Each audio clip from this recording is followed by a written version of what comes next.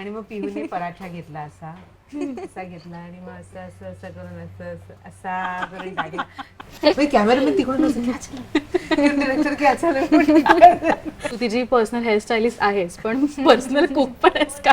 तिची आई येते सेटवर, सो त्यामुळे तसं होत नाही. जेव्हा तिची आई नसते तेव्हा माझं लक्ष असतं तिच्याकडे, कारण म्हणजे रिअल लाईफचं ते रिअल लाईफ मध्ये थोडंसं येतच, तो टच येतो, तो आपलेपणा येतो, असं होतं. तर त्यामुळे मला असं वाटतं की सेटवर असताना जेवणाच्या बाबतीत ती माझी काळजी जास्त घेते. कारण काय, मी प्रत्येक सीनमध्ये असते तर मी बिझी असते. तर ब्रेक झाला की आभाने माझ्याकडे येणं आहेच, किंवा तिने मला बघितलं की आज जेवणारच ना तू, मी म्हणते नाही आज मी जेवणार, मी ताक पिऊन झोपणार आहे. मी असं बरेचदा स्किप करून झोपते की मला ती झोप मिळेल. नाही मग काहीतरी खा, मग मी तुला हे आणू का, मग मी तुला ते देऊ का, किंवा तिची आई आली तर ती पण मला विचारते मग हे थोडंसं तरी खा, एक पौष्टिक लाडू तरी खा, असं. सो ती जास्त काळजी घेते सेटवर माझी. आभाला काय बनवता येतं का?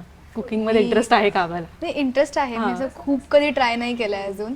बेसिक आपली पोळी वगैरे जमते किंवा पोहे वगैरे असं बेसिक लागतं ते जमतं, पण ऑफिशियल जेवण नाही जमत. पण ती भाजतेच पोळ्या खूप छान. सांगू का ग, सांगू का? Yes please. काय सांगते अशीच मज्जा. आभा आमची एकदम गुड गर्ल आहे आणि very mature girl for her age, you know. तो सेटवर पण जास्त गडबड नसते तिची, सीन्सच्या बाबतीत बोलणं असतं. तर आता माझे बरेचसे किचनचे सीन्स असतात, तर मी काय सांगितलं आमच्या सेटिंग दादांना की मी एक गृहिणी आहे प्रत्यक्षात, मी हे काही वेस्ट नाही करणार.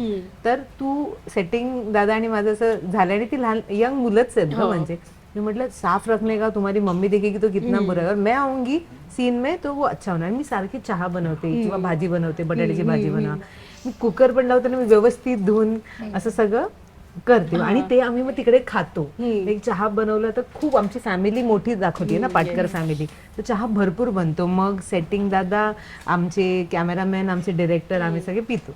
तर एक सीन होता पराठा बनवायचा, आणि पराठा बनवताना तर प्रशांत आमचा जो असोसिएट आहे तो म्हणाला की, आणि तो पण डिरेक्ट करतो बरेचदा, तर तो म्हणाला की ते मॅम करता करता करूया ना, की तुम्हाला बोलू. मी नाही करता करता ते खूप नॅचरल वाटते. आणि मग पिहू येते माझ्या मदतीला, म्हणजे आभा येते मदतीला, आणि मग फटाफट करता करता मी बनवलं.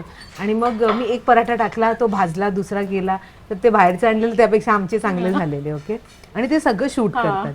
आणि मग त्यात जाताना माझं होतं की पिहू ते जरा पराठा परतव हा नीट, आणि हा जो मी लाटलाय ना तो जरा टाक आणि भाजून बाहेर आण. आभा एकदम पिहू सारखी, हो आई हो आई, हे सीन मधलं बोलते. आणि मग पिहूने पराठा घेतला असा असा घेतला, आणि मग असं असं असं करून असं असा करून टाकला. तर तिकडून आमचे डिरेक्टर म्हणतात, अगं काय पडदा की चादर घालतेस की काय करत, असं एकदम असं असं घेतलं असं. त्याच्यावर नंतर किती डिस्कशन त्यांनी तेच केलं पूर्ण वेळेपासून. तेच मी म्हटलं अगं घे आणि टाक, मग घेतला आणि नाही असं नाही असं असं करून टाक. पण आम्हाला मज्जा आली.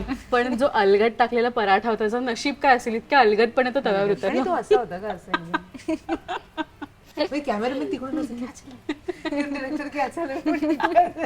पण तो सीन मध्ये ठेवायला पाहिजे होता. आणि आम्हाला मज्जा आली. तेवढं त्यातल्या त्यात करमणूक असते ना, तर बिचारी आम्हाला आम्ही एकदम हे करतो. पण शिकलीस का टाकायला फायनली कसं करायचं. फायनली प्रत्येक मालिका आपल्याला काही ना काही शिकवते. आणि ते टास्क असतं, तू बघ ना, नॉर्मली प्रेक्षकांना पण ते जाणवतं. लाईक माझ्या सासूबाई किंवा माझी आई जेव्हा आधी मालिका बघायची, अरे या आपण स्वयंपाक करताना आपण करता करता आपण बोलतो, बरोबर.